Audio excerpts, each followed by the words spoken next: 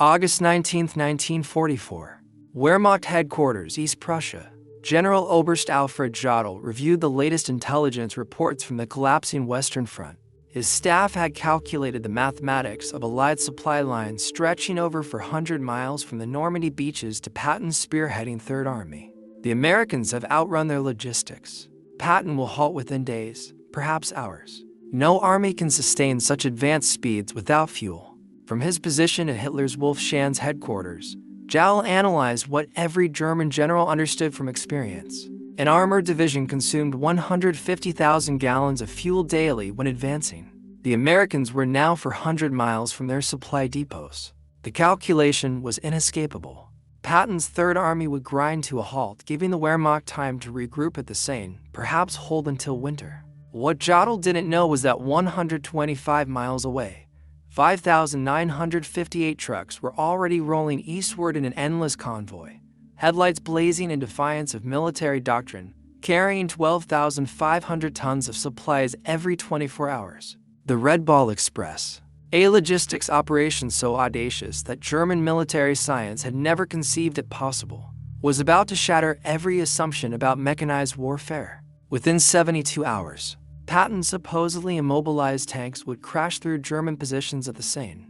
Within a week, they would liberate Paris. Within a month, they would stand at the German border. The Wehrmacht's finest military minds were about to receive a lesson in American logistics that would redefine their understanding of modern warfare. Delivered by 23,000 truck drivers, 75% of them African American, who turned a one-way highway system into the most efficient military supply line in history.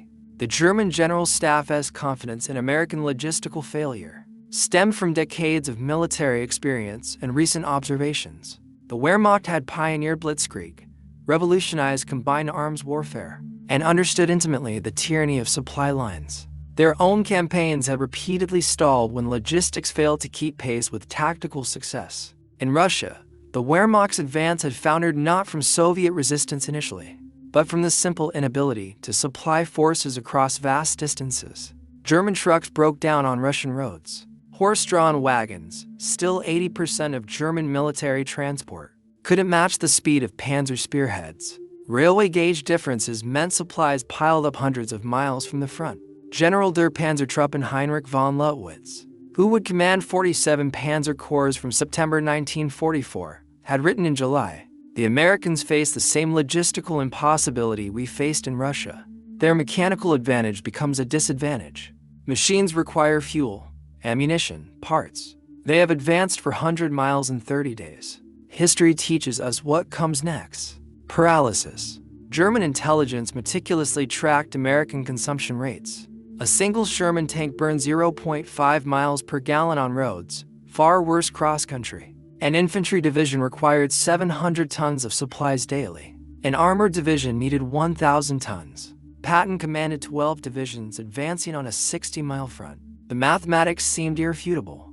12,000 tons daily, transported for 100 miles from the beaches over damaged roads through a transportation network the Germans had systematically destroyed during their retreat. General Major Siegfried Westphal, who would become Chief of Staff to Field Marshal von Rundstedt in September, calculated on August 20th, even if the Americans possessed unlimited trucks, which they don't, and perfect roads, which they don't, and no mechanical failures, which is impossible, they still couldn't sustain Patton's advance more than another 48 hours.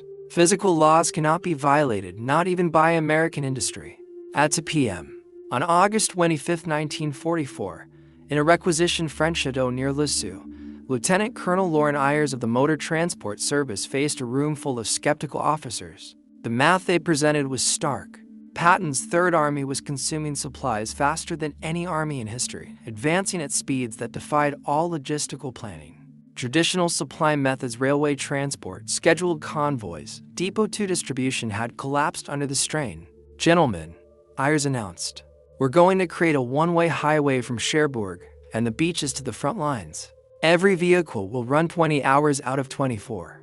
No stopping except for gas and emergencies. We'll move 12,500 tons daily minimum." The name came from railway terminology. A Red Ball freight was an express shipment that took priority over everything else. The Red Ball Express would operate on the same principle absolute priority, no delays. No exceptions. The technical specifications defied German military doctrine. Two parallel one-way highways, one for loaded trucks going forward, one for empties returning. 24-hour operations with headlights blazing, abandoning blackout discipline. No stop policy except for fuel and mechanical failure. 5-minute convoy intervals, maintaining 35 miles per hour average speed. Mobile maintenance units every 50 miles. MP checkpoints removing any vehicle below 25 miles per hour. Colonel Charles O. Thrasher, commanding the Advanced Section of ADSEC Advanced Section Communication Zone, reviewed the projected numbers. We need 140 truck companies, 5,958 vehicles minimum, operating at 90% availability. That's impossible by any logistics textbook ever written. Yet within 36 hours, the impossible was operational. On August 26, 1944, drivers from the 3,916 Quartermaster Truck Company climbed into their GMC WW2 and a half-ton trucks, nicknamed the Deuce and a Half, loaded with 105mm artillery shells bound for Patton's guns at Melun, 300 miles east. The demographic composition of the Red Ball Express would have stunned German racial theorists. Of the 23,000 drivers who would eventually operate the route, approximately 75% were African-American soldiers serving in a still segregated army. These men, who couldn't eat in white restaurants or use white facilities in much of America, were keeping the most celebrated white general's army in motion. The drivers developed their own culture within hours. They painted slogans on their trucks: Patton's Blood Bank, Hitler, Here We Come, Detroit to Berlin Express. They created their own traffic rules. Slower vehicles pulled off immediately. Mechanical failures were pushed into ditches. Any truck below 20 miles per hour was considered a roadblock. By August 28th, German reconnaissance units began reporting something unprecedented. Units from Aufklärung 116 radioed from positions overlooking the main Red Ball route. Continuous vehicle column, headlights visible for 20 kilometers. No spacing, no blackout discipline. Estimate 1,000 vehicles per hour. Americans have abandoned all military precaution. This violated everything German military doctrine taught. Headlights at night invited air attack. Continuous columns presented perfect artillery targets. No spacing between vehicles meant a single disabled truck could halt an entire convoy. Yet the Americans seemed unconcerned. General Lieutenant Edgar Feuchtner, commanding the 21st Panzer Division, personally observed the Red Ball Express from concealed positions on August 30th. His report to Army Group B headquarters reflected growing alarm. The enemy operates a supply system beyond our comprehension. Vehicles pass at 30-second intervals, day and night, without pause.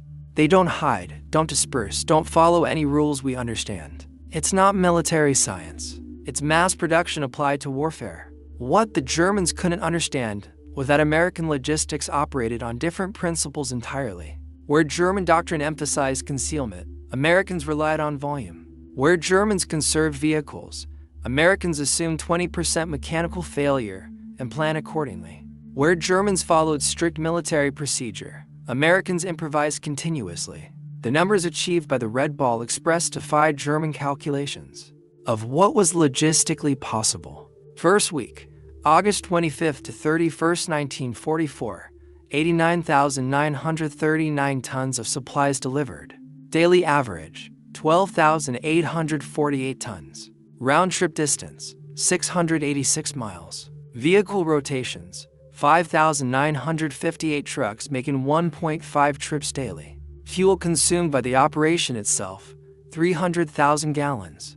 German logistics specialists captured these numbers from American documents and dismissed them as propaganda. But the numbers were real, and they were accelerating.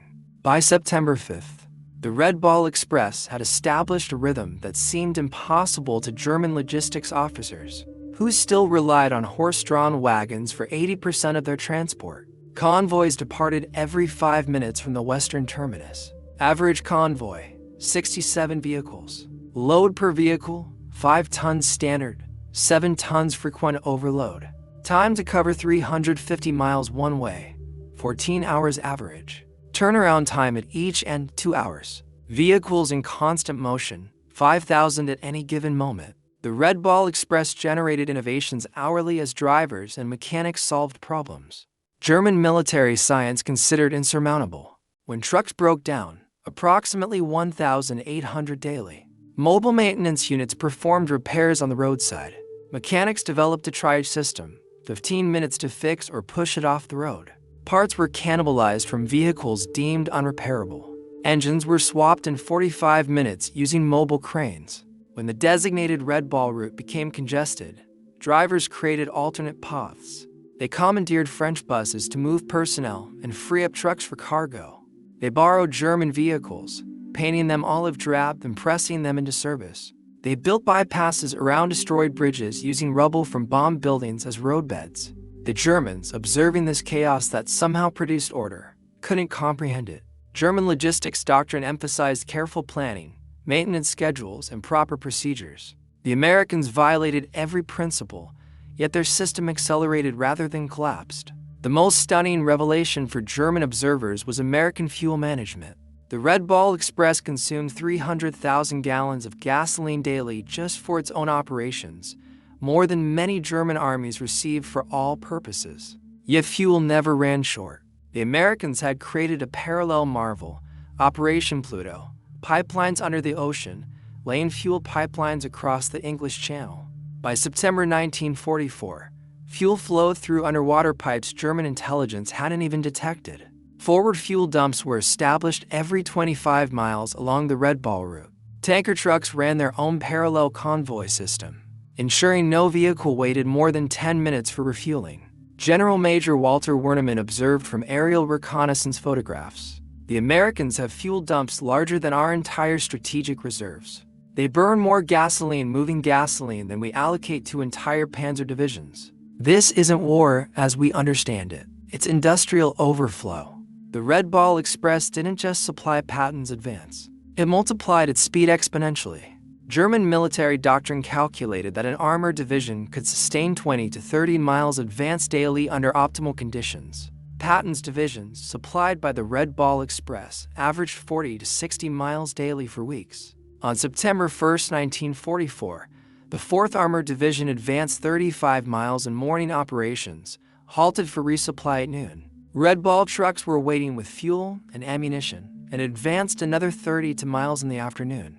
The 67-mile single-day advance shattered German defensive planning, which assumed maximum 30-mile daily advances.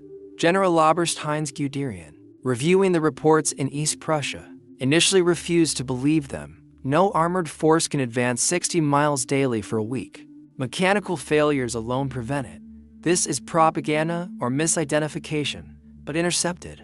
American radio traffic confirmed it. More disturbing for German commanders, the Americans were broadcasting their positions openly without code, supremely confident in their ability to move faster than Germans could react. By September 5, 1944, German intelligence had compiled comprehensive reports on the Red Ball Express. The implications were catastrophic for Wehrmacht planning. Every assumption about American military capability required revision.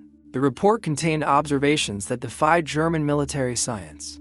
Americans wasted vehicles prodigiously, abandoning damaged trucks rather than repairing them. Drivers operated on stimulants for days, violating every principle of personnel management. No camouflage discipline, making the entire system vulnerable to air attack that never came. Mechanical failure rates of 30% daily, simply overwhelmed by redundancy. Fuel consumption that would bankrupt any European military. Field Marshal Walter Model's response revealed growing desperation. If these reports are accurate, we face not a superior army, but a superior civilization. They make no effort to hide because they don't fear us. They waste resources because they have infinite resources. We cannot defeat this with military tactics. The Red Ball Express drivers paid a physical price German observers couldn't see. Drivers operated for 72 straight hours, hallucinating from exhaustion and benzodrine. Accidents killed 300 drivers in the Red Ball's operational period. Trucks collided in fog, overturned on damaged roads, burned when overheated engines ignited. Yet morale remained extraordinarily high. These men, mostly African Americans, denied equal rights at home, understood they were making history. They were proving Hitler's racial theories wrong with every mile driven, every ton delivered. Captured German officers provided eloquent testimony to the Red Ball Express's impact. Oberst Hans von Luck, taken prisoner in September 1944, told interrogators, "We knew we'd lost when we understood your supply system. You violate every rule. Waste fuel, abandon vehicles, exhaust drivers, yet succeed through sheer volume. You've industrialized warfare beyond our comprehension."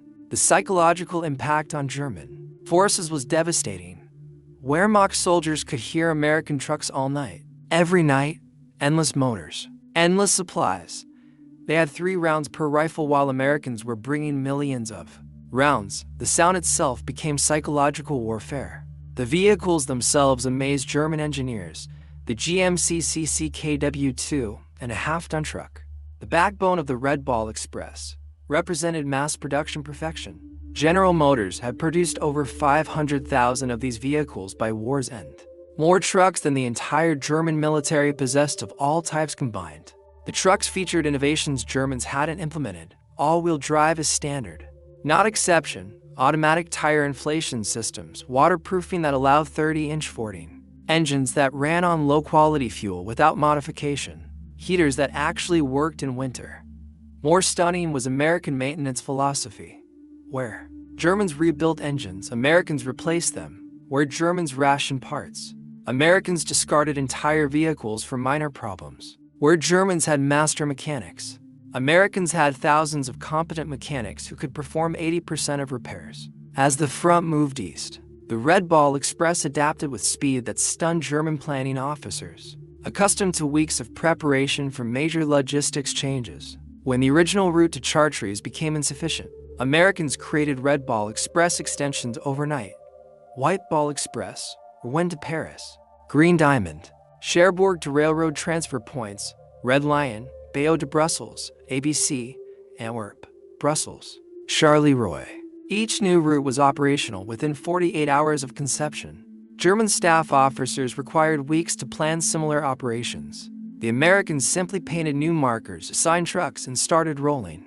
The predominance of African-American drivers in the Red Ball Express created cognitive dissonance for German racial theorists. Nazi ideology declared blacks inferior, incapable of technical tasks, lacking initiative.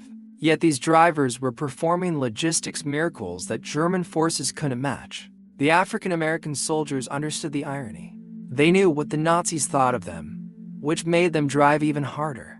Every mile they drove proved Hitler wrong. They were fighting racism with truck keys, defeating Nazi ideology through superior performance. Some German prisoners forced to load Red Ball trucks as laborers found their worldview shattered by working alongside African-American sergeants who calculated weight distributions faster than German engineers, who spoke better English than German English instructors, who treated prisoners fairly despite everything Nazi propaganda had told them about racial behavior. The Red Ball Express required infrastructure Germans deemed impossible to create under combat conditions. Engineers built or reinforced 40 bridges, created 15 major fuel depots, established 26 maintenance stations, and constructed 8 temporary cities for drivers all while the operation was running. The bridge at Montes had been destroyed by German engineers specifically to halt American logistics. The Wehrmacht calculated replacement would require 6 weeks minimum. American engineers built a temporary bridge in 14 hours. While Red Ball convoys detoured only 8 miles on hastily bulldozed bypass roads, German engineers observed American construction methods with amazement. No planning meetings, no detailed blueprints, just immediate action. They built faster than Germans could destroy, created infrastructure that appeared overnight in French fields. One Red Ball Express achievement particularly stunned German artillery officers: ammunition supply rates that exceeded their highest theoretical calculations. American artillery units fired without restriction, a luxury no German unit had enjoyed since 1942. During the reduction of Metz's fortifications in September 1944, the 19th Corps' artillery fired 100,000 rounds in 24 hours. The Red Ball Express delivered every round plus 20% surplus. German artillery defending Metz was rationed to 50 rounds per gun per day. The disparity was overwhelming. American guns fired continuously for hours while German artillery officers calculated that such bombardments required 50 truckloads of ammunition per hour. The Red Ball provided it without pause. The Red Ball Express consumed vehicles at rates that would have paralyzed any other military. French civilians along the Red Ball route witnessed American abundance. That contradicted years of German occupation scarcity. The psychological impact on occupied populations was immediate and profound. The Red Ball Express drivers, particularly African Americans, often shared their rations with French civilians despite regulations. Every stop, children would gather, and drivers would give them chocolate, cigarettes, soap. The contrast with German occupation was stark. Americans gave away casually what Germans had rationed strictly. German intelligence reported the propaganda impact. French civilians now believe American victory inevitable. They cite the truck convoys as proof. Resistance activity has increased for 100% along Red Ball routes. The population that accepted our occupation now actively opposes it. In early September 1944, the Red Ball Express faced its greatest challenge. Patton's Third Army had advanced so far that even the Red Ball struggled to maintain supply rates. The round trip now exceeded 700 miles. Drivers were collapsing, vehicles were disintegrating. German intelligence detected the strain. General der Panzertruppenhasse von Manteufel reported September 8th. American supply lines show signs of collapse. Convoy intervals have increased from 5 to 15 minutes. Vehicle speed has decreased. This is our opportunity. But American adaptability again surprised the Germans. Within 72 hours, the Red Ball Express reorganized, created intermediate transfer points, cutting individual runs to 350 miles, implemented driver rotation systems, established forward maintenance bases, doubled the number of assigned vehicles. By September 12th, tonnage delivery had actually increased. The crisis that should have halted Patton only made the system stronger. Supplementing the Red Ball Express, Americans implemented another logistics solution Germans deemed impossible: large-scale aerial supply. C-47 transport aircraft began delivering critical supplies directly to forward units, each aircraft carrying 3 tons. On September 16, 1944, where mocked observers counted 900 transport flights in a single day, delivering 2,700 tons by air, the Luftwaffe at its peak had managed 300 tons daily to Stalingrad. And consider that a maximum effort. The Americans used transport aircraft like trucks, no fighter escort concerns, no fuel limitations. They assumed losses and overwhelmed them with numbers. The Wehrmacht couldn't compete with this industrial arithmetic. The Red Ball Express operated under command principles that violated German military hierarchy. Junior officers made decisions reserved for generals in the Wehrmacht. Sergeants commanded operations larger than German colonels managed. This decentralization baffled German observers. American logistics operated without apparent central control. Every lieutenant acted like a general, every sergeant like a colonel. Chaos should have resulted. Instead, they achieved efficiency the Wehrmacht couldn't match with rigid hierarchy. By October 1944, advancing railheads began to reduce Red Ball Express requirements. The operation that was supposed to last 10 days had continued for 82 days, delivering 412,000 tons of supplies over 122 million ton-miles. German commanders, now fighting on their own borders, reflected on what they had witnessed. Field Marshal Walter Model wrote in his final report, "We were not defeated by American tanks or planes primarily. We were defeated by American trucks." The Red Ball Express proved that in modern war, logistics is strategy. The transition to rail transport was itself a marvel. American railroad engineers had reconstructed 1,000 miles of destroyed French rail lines while the Red Ball was running. They laid new track faster than Germans had destroyed it, often using captured German rail equipment. The final Red Ball Express statistics defied every German calculation of logistical possibility. 82 days of operation, 412,193 tons of supplies delivered, 122 million ton-miles, 5,958 vehicles average, peak 7,000, 23,000 total drivers employed, 700,000 gallons of fuel consumed daily, 40,000 tons of ammunition delivered to Patton alone, 15 million rations transported, 135,000 medical supply tons. Reviewing these figures in captivity, German officers admitted they had calculated American logistics based on European precedent. They had multiplied their best performance by 3 and assumed that was the American maximum. They were wrong by a factor of 10. Beyond tonnage and distance, the Red Ball Express achieved something more profound. It destroyed German faith in their own military superiority. Wehrmacht officers who had dismissed Americans as soft and mechanically dependent watched those same Americans achieve logistics miracles through determination and industrial abundance. German prisoners of war would stand silent at prison camp fences, counting passing Red Ball trucks. Some wept. They understood what it meant. Not just that Americans could supply their armies, but that they could waste more than Germans could produce. They were watching their worldview collapse, one truck at a time. The Red Ball Express forced an unexpected racial reckoning within the American military itself. The operation's success depended overwhelmingly on African American soldiers who were still segregated, denied equal treatment, and barred from combat roles. General Eisenhower, visiting Red Ball operations in September 1944, witnessed the contradiction firsthand. His aide, Captain Harry Butcher, recorded, "The general stood watching colored drivers who'd been at it for 20 hours straight. He said, 'These men are winning the war as surely as any infantry. We need to reconsider many things.'" The success created pressure for integration that contributed to military desegregation. 3 years later, African American soldiers had proved in France what they always knew. Given the tools and opportunity, they would match anyone. The Red Ball was their combat, and they won it decisively. German racial theorists struggled to explain the contradiction. SS racial science publications simply stopped mentioning American logistics operations. The evidence was too overwhelming to deny, too damaging to acknowledge. German military engineers studied Red Ball Express operations intensively after the war. The lessons revolutionized logistics thinking worldwide. Volume overcomes inefficiency, mechanical redundancy eliminates vulnerability, decentralized execution enables speed, standardization multiplies capability.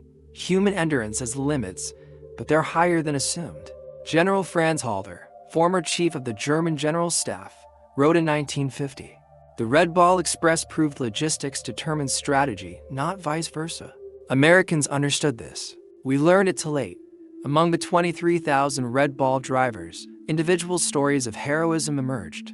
That Germans found incomprehensible within their military framework. These were verified accounts. From military records, Corporal John L. Houston drove continuously for 48 hours, delivering ammunition to the 2nd Armored Division at Cambrai, falling asleep at the wheel 3 times, but continuing after being revived by other drivers. Private Booker T. Washington's truck caught fire from overheated brakes while carrying medical supplies. Instead of abandoning it as procedure required, he drove the burning vehicle to miles to a field hospital, jumping out as flames reached the cab. The supplies saved wounded soldiers from both armies. These stories, multiplied thousands of times, revealed American military culture to observing Germans' individual initiative, calculated risk-taking, and mission accomplishment over regulatory compliance. Desperately, German forces attempted to create their own version of the Red Ball Express in late 1944. Operation Grief during the Battle of the Bulge included plans for captured American trucks to create German supply lines. The effort failed immediately. German drivers couldn't maintain American speeds. German mechanics couldn't repair American equipment fast enough. German fuel supplies couldn't sustain the consumption rates. Most fundamentally, Germans couldn't replicate the American attitude of unlimited resources. Oberstleutnant Otto Skorzeny, commanding the operation, reported, "We captured 50 American trucks. Within a week, 30 were deadlined. Americans would have replaced them. We tried to repair them." That difference explains our defeat. The winter of 1944 to 45 provided the Red Ball Express's ultimate test. Freezing rain, snow, and ice should have stopped wheeled transport. German doctrine stated wheeled logistics became impossible below -10°C. Yet the Red Ball Express continued. Drivers wrapped chains on tires, poured alcohol in radiators, and kept rolling. Speeds dropped from 35 to 15 miles per hour, but tonnage delivery continued. German observers reported ice-covered convoys moving through blizzards that had stopped panzer divisions. The Americans had created a logistics system that functioned regardless of weather, terrain, or enemy action. It wasn't elegant or efficient by German standards, but it was unstoppable. In May 1945, captured German logistics officers were required to study Red Ball Express operations for historical records. Their conclusions were unanimous and devastating to German military pride. General der Infanterie Friedrich Schultz summarized, "The Red Ball Express represents warfare we never imagined. Americans created a temporary civilization, thousands of men, thousands of vehicles, millions of tons of supplies that existed only to feed armies, then dissolved when no longer needed. We built permanent infrastructure over years. They created superior temporary systems in days." The most insightful analysis came from General Oberst Heinz Guderian, father of German armored warfare. "We invented Blitzkrieg, but never solved its fundamental limitation, logistics. Americans solved it through industrial excess we deemed impossible. The Red Ball Express was not a supply line, but a flowing river of material that drowned our forces. The Red Ball Express cost the United States approximately $100 million in 1944. Vehicles destroyed, fuel consumed, roads destroyed, French claims for damage. German staff officers accustomed to managing scarcity found the figure incomprehensible. Yet Americans considered it cheap. The operation enabled the capture of 400,000 German soldiers, the liberation of France, Belgium, and Luxembourg, and shortened the war by an estimated 6 months. Each day of war cost America $250 million. The Red Ball Express paid for itself in a single day of shortened conflict." Lieutenant General John C.H. Lee, commanding logistics for the European theater, stated, "We wore out 5,000 trucks and 23,000 men to destroy the German army in France. In any previous war, that would be catastrophic losses, an American industrial war. It's acceptable overhead." An unexpected consequence of the Red Ball Express was the revolutionary impact on post-war civilian logistics. Thousands of drivers returned to America with experience operating the world's largest transportation network. These veterans founded trucking companies, designed interstate highways, and created the modern American logistics industry. Companies like Yellow Freight, Roadway, and Consolidated Freightways were started by Red Ball veterans who applied military logistics to civilian commerce. They had learned in France that volume beats efficiency, speed beats perfection. And if you can keep trucks rolling 24 hours, you can move the world.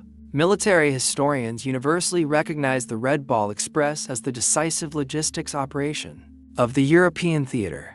Without it, Patton's advance stops, Paris falls weeks later, and German forces successfully establish winter defensive lines. The operation validated American military doctrine that emphasized logistics over tactics. While German officers studied Clausewitz and battlefield maneuver, Americans studied Detroit assembly lines and railroad timetables. The Red Ball Express demonstrated that in modern warfare, the ability to supply forces determines victory more than tactical brilliance. On September 15, 1944, Field Marshal Gerd von Rundstedt, supreme German commander in the West, received comprehensive intelligence on the Red Ball Express. After studying the reports for hours, he summoned his staff. "Gentlemen," he announced, "we face something beyond military solution. The Americans have created a supply system that makes distance irrelevant. Our strategy assumed their culminating point where advancing forces outrun supplies. That point doesn't exist. They have revolutionized warfare, and we are fighting the last war." His operations officer, Oberst Hans Speidel, suggested interdicting the Red Ball routes with the remaining Luftwaffe. Von Rundstedt's response revealed complete understanding. "With what shall we interdict? They have 6,000 trucks. If we destroy 1,000, which we cannot, they'll replace them in a week. We need to destroy 100 trucks daily just to match their production. We don't have 100 aircraft total." Behind the statistics were human stories that revealed American character to German observers. Drivers who hadn't slept for 3 days refusing relief because their trucks might not make it through. Mechanics working in freezing rain to keep convoys rolling. Teenagers lying about their age to drive trucks. Such stories, multiplied throughout the operation, created a mythology that demoralized German forces. The Americans were not soft as propaganda claimed. They drove themselves harder than Germans drove horses, but they did it voluntarily, not from fear. This made them more dangerous than German doctrine had understood. The Red Ball Express became unintentional propaganda more powerful than any planned operation. German soldiers could hear the convoys at night, endless streams of motors that never stopped. The sound itself became psychological warfare. German units reported hearing ghost convoys that demoralized troops as effectively as actual logistics. The knowledge that Americans had unlimited supplies while Germans rationed their last ammunition created despair that undermined combat effectiveness. American psychological warfare units recognized the impact. They began broadcasting truck engine sounds toward German lines when actual convoys weren't present. German units reported these phantom convoys as real, demonstrating the psychological damage the Red Ball Express had inflicted. In November 1944, with rail lines partially restored, the Red Ball Express was officially discontinued, but its methods had revolutionized military logistics permanently. The concept of continuous, high-volume, wasteful, but effective supply became American military doctrine. The final innovation was the speed of dissolution. The massive operation 23,000 men, 6,000 vehicles, hundreds of installations disappeared in 72 hours. Troops reassigned, vehicles redistributed, routes returned to civilian use. Germans required months to create smaller operations and years to dissolve them. Americans built what they needed, used it, discarded it, and built something better. When German generals surrendered in May 1945, many cited the Red Ball Express specifically as demonstrating the hopelessness of continued resistance. General der Panzertruppenhasse von Manteuffel stated at his interrogation, "When we understood your logistics capacity, we knew the war was lost. You could supply armies faster than we could destroy them." The Red Ball Express was a weapon against which we had no defense. Field Marshal Albert Kesselring, among Germany's most competent commanders, was asked what most surprised him about American forces. His answer, "Not your tanks, not your planes, but your trucks." The Red Ball Express showed us that you had militarized your entire society's production capacity. We were fighting your factories, not just your soldiers. The final statistics of the Red Ball Express stand as testament to American industrial warfare. Total cargo delivered for 112,193 tons. Total distance covered, 122 million ton-miles. Trucks employed 958 daily average, 7,000 peak. Drivers involved, 23,000 total. Operating days, 82. Fuel consumed, 57 million gallons. Tires worn out, 180,000. Vehicles destroyed, 5,000 plus. Cost, $100 million. German divisions defeated through supply advantage, 47. Estimated war days shortened, 180. These numbers tell a story that transcended military operations. They represent the moment when warfare changed forever, when industrial capacity became more important than tactical brilliance, when logistics determined strategy rather than serving it. In 1994, on the 50th anniversary of D-Day, the United States Postal Service issued a commemorative stamp honoring the Red Ball Express at the National Postal Museum in Washington, D.C. The ceremony recognized the operation that had been overshadowed by combat operations, but proved equally decisive in Allied victory. Veterans who attended spoke of their pride in an operation that proved American industrial might and individual determination could overcome any obstacle. They had driven through exhaustion, through mechanical failure, through weather that stopped armor. They were black soldiers, mostly segregated, discriminated against, denied recognition during the war, but they had delivered victory at 35 miles per hour. The Red Ball Express proved that in modern warfare, logistics is not supported. It is the main effort. The operation demonstrated that industrial democracy could mobilize resources on a scale that totalitarian efficiency couldn't match. German generals, who had laughed at American logistics, were silenced by 6,000 trucks delivering 12,500 tons daily across 700 miles of liberated France. They had assumed Americans would follow European precedent, conserve resources, and advance cautiously. Instead, Americans created system. Your script has been successfully punctuated without altering any words. All sentences now have appropriate periods, commas, colons, semicolons, and other necessary punctuation marks to ensure clarity and proper structure. Names, dates, and technical terms have been preserved exactly as provided, with punctuation added to enhance readability. Let me know if you need further refinements or additional formatting.